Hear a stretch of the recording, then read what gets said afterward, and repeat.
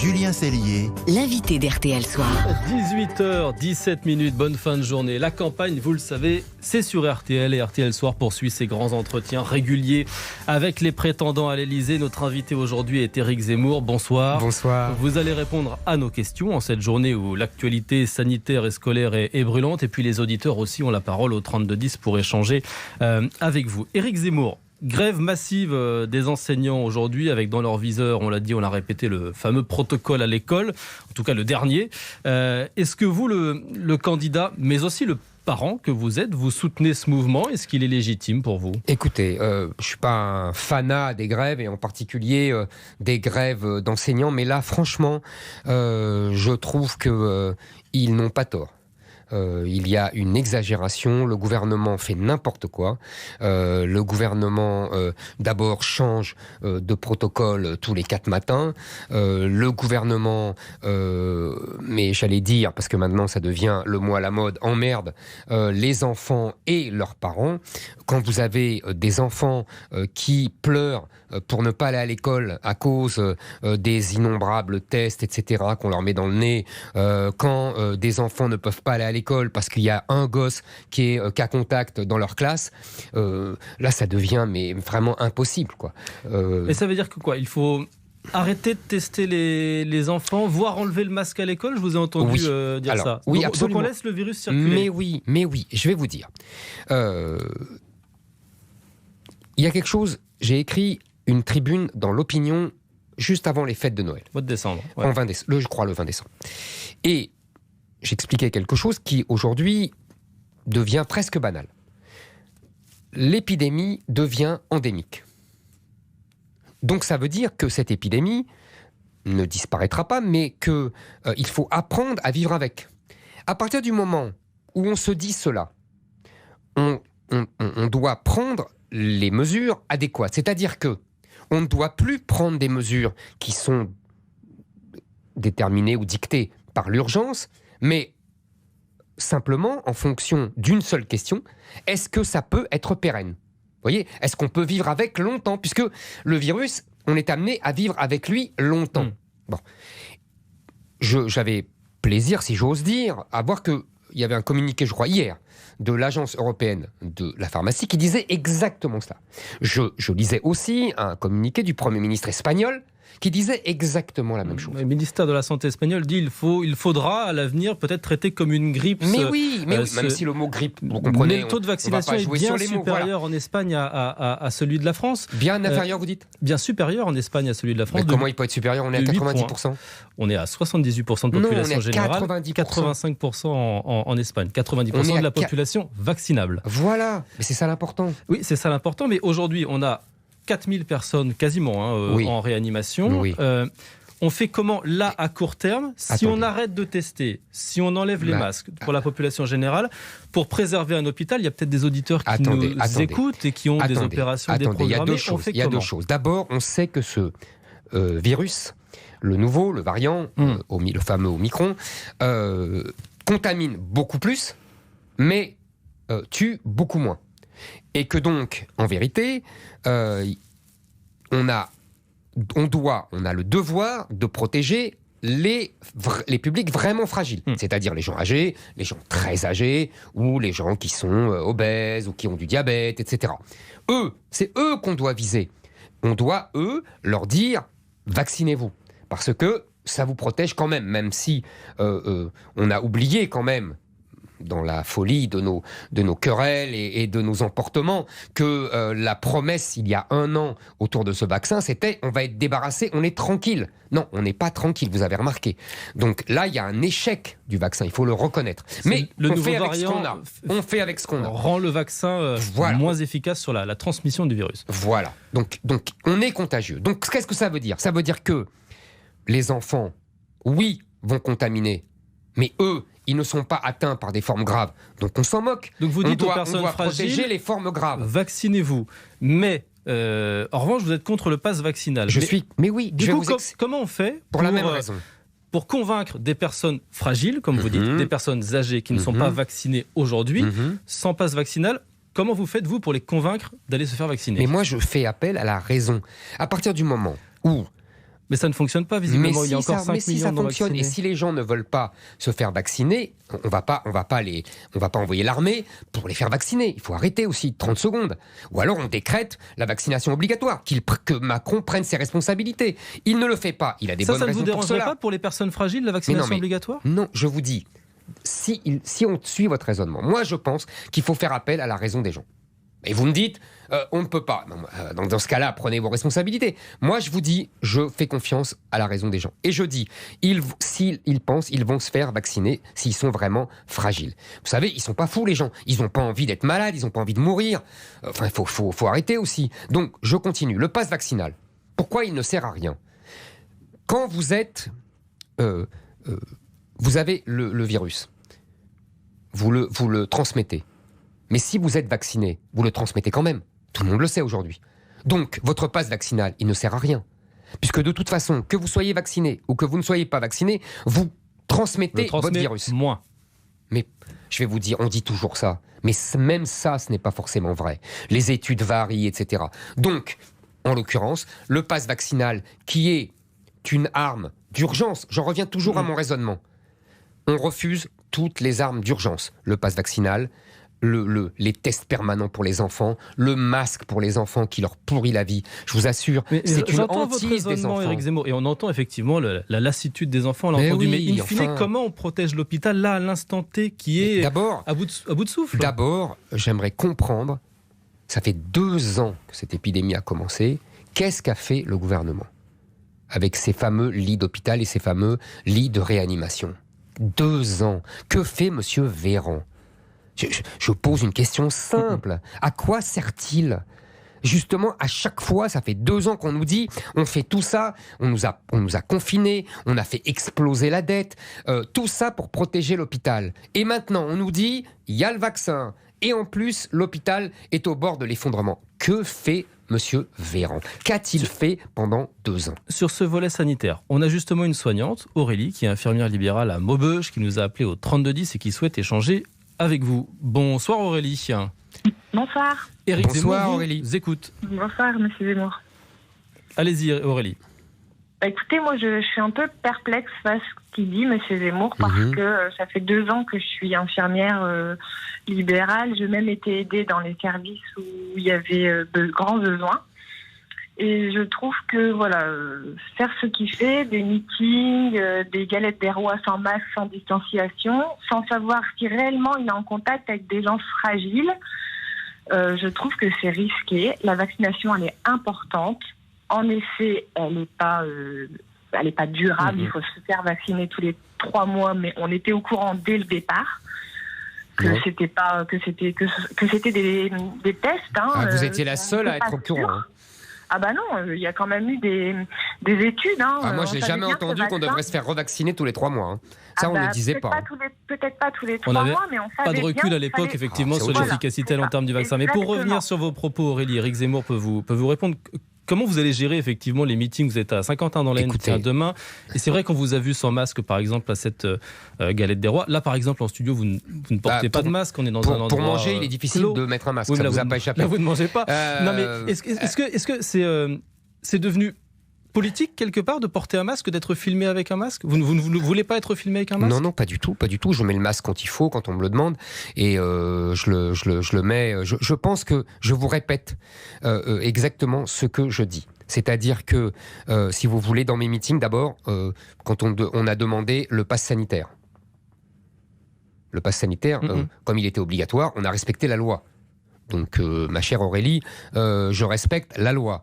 Le Conseil constitutionnel a estimé que dans les meetings, on n'avait pas besoin du pass vaccinal. Je vous signale que mes meetings... évidemment, c'est les seuls de la campagne où il y a du monde. Donc, c'est logique qu'on se pose la question, mais je vous signale que ce ne sont pas devenus des clusters. Même Villepinte, avec près de 15 000 personnes, on n'a pas dit que c'était un cluster. Donc, il ne faut pas non plus exagérer. J'ai fait demander le pass sanitaire à tous. Donc, arrêtons. Et je répète, même si je demandais le pass vaccinal à tous les gens qui rentrent dans mes meetings, ça ne servira à rien, puisque de toute façon, qu'ils soient vaccinés ou pas, ils peuvent contaminer et transmettre le virus. Éric Zemmour, vous restez avec nous. On va marquer une toute petite page de pause et puis on va reprendre ce grand entretien dans RTL Soir. On va notamment parler de l'école. C'est la journée de l'école et vous avez un programme qui agace un peu vos opposants. On va en discuter juste après ça. RTL Soir avec Julien Cellier. 18h30, ce grand entretien avec Éric Zemmour, candidat à la présidentielle, continue dans RTL Soir. Éric Zemmour, on a parlé de l'école au début de cette interview. Vous avez dévoilé votre programme en matière d'éducation ces derniers jours. Alors, retour du certificat d'études, blouse en primaire. Vos opposants évoquent une école d'autrefois. J'ai même entendu l'école des choristes. Vous assumez ? Ah, j'assume tout à fait. Moi, excusez-moi, quand on avait une excellente école, une des meilleures du monde, voire la meilleure du monde, et qu'aujourd'hui, on se traîne dans tous les classements internationaux entre la 23e et la 25e place de tous les grands pays, je pense que les responsables de l'école d'aujourd'hui devraient faire profil bas et devraient apprendre un peu l'humilité. Et quand on voit ce qui marchait hier, mais, je précise tout de suite, ce qui marchait hier en France est exactement ce qui marche le mieux aujourd'hui dans les pays asiatiques. Japon, Corée du Sud, voyez, Singapour, etc. Donc, il ne faut pas nous la faire. Votre credo, c'est lire, écrire, compter. Alors, ce qui est assez en primaire, évidemment. Amusant, c'est que le ministre, en primaire, Jean-Michel Blanquer utilise exactement la même formule depuis 5 ans. Le gouvernement qui a mis en place des plans français, des plans maths, qui a limité les effectifs dans certaines zones prioritaires en CP-CE1. On sait aussi que c'est un travail sur le temps long pour obtenir des résultats. Vous n'accordez aucun crédit à ces projets ? Ah, pas du tout. Je vais vous dire, j'ai accordé tout le crédit du monde à Jean-Michel Blanquer. J'ai même, vous retrouverez si ça vous intéresse, quand j'étais journaliste en 2017-2018, j'ai fait des papiers à la gloire de Jean-Michel Blanquer. Parce que justement, je trouvais qu'il employait le bon ton, les bons mots, le bon discours. Et d'ailleurs, à l'époque, ceux qui aujourd'hui s'opposent à moi l'insultaient dans tous les journaux quand moi, je le défendais. Vous avez changé d'avis ? Oui, j'ai changé d'avis, mais je vais vous dire pourquoi. C'est pas par esprit partisan. C'est parce que Jean-Michel Blanquer est la grande déception de ma vie. Jean-Michel Blanquer m'a déçu. Jean-Michel Blanquer a parlé mais n'a pas agi. Jean-Michel Blanquer a parlé comme moi, mais il a agi comme Najat Vallaud-Belkacem. Je trouve ça triste pour lui d'abord, et surtout pour l'école et pour nos enfants et pour la France. Quand monsieur Blanquer, je l'ai sévèrement réprimandé à ce sujet, vous vous souvenez, il y a quelques mois, fait une directive sur l'initiation à la théorie du genre, qui est une promotion de la transsexualité pour des enfants, voire des adolescents. J'ai envie de lui dire, mais Jean-Michel, qu'as-tu fait ? Mais qu'es-tu devenu ? C'est une honte. Alors, donc, excusez-moi, moi, oui, le discours de Jean-Michel Blanquer, vous avez tout à fait raison, il parle comme moi ou je parle comme lui, peu importe. En vérité, je parle comme devrait être l'école. Lire, écrire, compter, le mérite, le travail, l'effort, tout ça, il reprend tous ces mots. Mais il fait le contraire. Éric Zemmour, on va en discuter avec une directrice d'école qui nous appelle au 3210 pour échanger avec vous. C'est Laurence depuis l'Eure-et-Loire. Bonsoir Laurence. Bonsoir Julien. Je crois que vous avez noté la volonté d'Éric Zemmour de supprimer l'enseignement d'une langue étrangère à l'école primaire. Ça ne vous plaît pas, vous, la directrice ? Écoutez, je pense que c'est une idée qui vient du passé. C'est vraiment le symbole du repli sur soi. Et c'est absolument pas ce que nous voulons pour nos enfants. Et ça fonctionne chez vous ? Ils apprennent l'anglais à l'école primaire ? Oui, mais les enfants apprennent l'anglais depuis la maternelle, où ils le manipulent de manière ludique. Et dès le CP, c'est un apprentissage et ils arrivent au collège avec un niveau d'anglais qui est tout à fait honorable. Éric Zemmour, chère madame, les chercheurs en neurosciences plébiscitent l'apprentissage de plusieurs langues chez bien les sûr. petits. Chère madame, c'est incompatible pour vous, d'abord, français-anglais ? il est dommage que lorsqu'on parle d'école, donc de nos enfants, immédiatement vous utilisiez le langage de l'idéologie. Immédiatement, vous dites c'est la preuve du repli, etc., etc. On n'est pas dans un affrontement idéologique, chère madame. On est pour que les enfants sachent lire et écrire en français. C'est encore notre langue. Donc, si vous voulez, moi, je constate... Pour vous, les deux sont incompatibles aujourd'hui ? Pas du tout. Mais je constate... Moi, c'est pas du tout. Si on pouvait apprendre 10 langues, je serais ravi. C'est pas le sujet. Seulement, je veux d'abord qu'ils sachent écrire et lire en français. Or, ce n'est plus le cas. Ce n'est plus le cas. Toutes les études montrent qu'il y a 30% des enfants qui arrivent en 6e et qui ne savent pas correctement lire et écrire. Toutes les études montrent que nous avons fait... Est-ce que les enfants sont, vous savez, fluides en lecture ? Il y a à peine une moitié des enfants, et ça monte un peu dans les quartiers favorisés à 68%, et dans les quartiers défavorisés, ça descend à 30%. C'est-à-dire qu'il y a seulement un tiers des enfants dans les quartiers défavorisés qui savent lire et écrire correctement et qui comprennent ce qu'ils disent. Tous les professeurs de 6e vous disent que c'est une catastrophe, que les enfants ne comprennent pas ce qu'ils disent en français, qu'ils ont une pauvreté de vocabulaire absolument insigne, et que ça continue après, jusqu'en terminale, jusqu'à l'université. Les jeunes arrivent, les profs d'université tombent des nues parce que ce sont des enfants qui ont 30 mots de vocabulaire et qui ne comprennent pas, je parle même pas de l'imparfait du subjonctif, ils ne savent même pas que le passé composé, ça veut dire quelque chose, etc., etc. Donc moi je veux bien qu'on apprenne l'anglais, mais il faudrait d'abord savoir parler et lire et écrire et s'exprimer en français. Donc les heures, je finis, donc les heures qu'on prend sur les langues, je les mets sur le français, c'est tout. Éric Zemmour, vous parlez d'une école à la merci des lobbies. Vous avez notamment pointé, j'ai entendu, le lobby LGBT, l'association SOS Homophobie. Absolument. Ça veut dire que vous ne voulez plus que cette association, par exemple, vienne participer à des journées de sensibilisation à l'école ? Je ne veux plus de journées de sensibilisation qui sont le faux nez de journées de propagande. Je ne veux plus que ces lobbies, SOS Homophobie, mais SOS racisme, ça existe à l'école, SOS... le harcèlement scolaire aussi. Oui, ça fait partie de cette campagne de lutte. Non, pas du tout. Moi, j'estime que s'il y a des enfants agressés parce qu'ils ont des tendances homosexuelles, peu importe. Des enfants, je parle d'adolescents, parce que les enfants, excusez-moi, mais bon... Le professeur doit le repérer, le surveillant général doit sanctionner. Je rétablis de la une sanction, discipline... mais pas de prévention. Mais je ne veux pas de prévention. Parce que la prévention, ça veut dire de la propagande. On n'est pas là pour faire la propagande d'une sexualité, quelle qu'elle soit. Vous savez, je considère que l'école doit être un sanctuaire.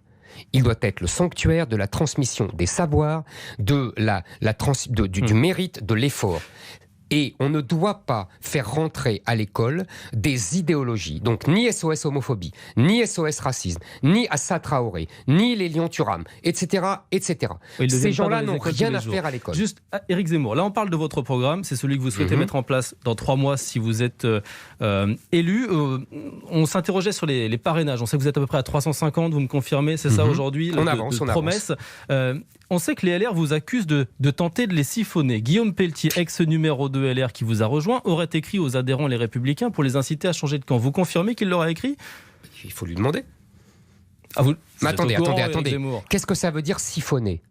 Excusez-moi. Les LR sont propriétaires de leur voix, ils sont propriétaires. Vous avez reçu des promesses de parrainage d'élus Les Républicains ? Mais je demande des promesses de parrainage à tout le monde.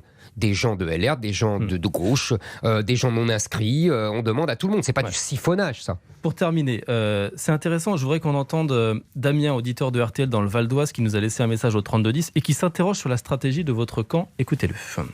Je fais partie du camp de la droite nationale. Moi, aujourd'hui, j'ai 2 candidats qui pourraient me représenter, c'est vous et Madame Le Pen. Vous représentez à vous deux 30% des intentions de vote, mais aujourd'hui, ces 30% sont divisés. Est-ce qu'une alliance serait envisageable ? Est-ce que si on continue comme ça, on ne va pas vers un échec ? C'est une division suicidaire, dit Robert Ménard, le maire de Béziers ce matin. Sûr. Marine Le Pen estime que vous êtes le marchepied de Valérie Pécresse. Bien sûr, voyons. Écoutez, on a 2 minutes pour faire un peu d'histoire politique. Vous avez 1 minute ? Parce que le temps nous est compté. Parce que c'est très important.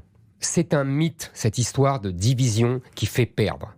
Dans l'histoire de la Ve République et de l'élection présidentielle, plus il y a de candidats, plus ça accroît l'offre politique. Et s'il y a un candidat qui se détache et qui est bon, c'est lui qui gagne. Je vous donne 2 exemples, parce qu'on n'a pas le temps. Très vite. Très vite. En 1974, François Mitterrand est candidat unique de la gauche. Il perd. En 1981, il y a 5 candidats de la gauche, il gagne.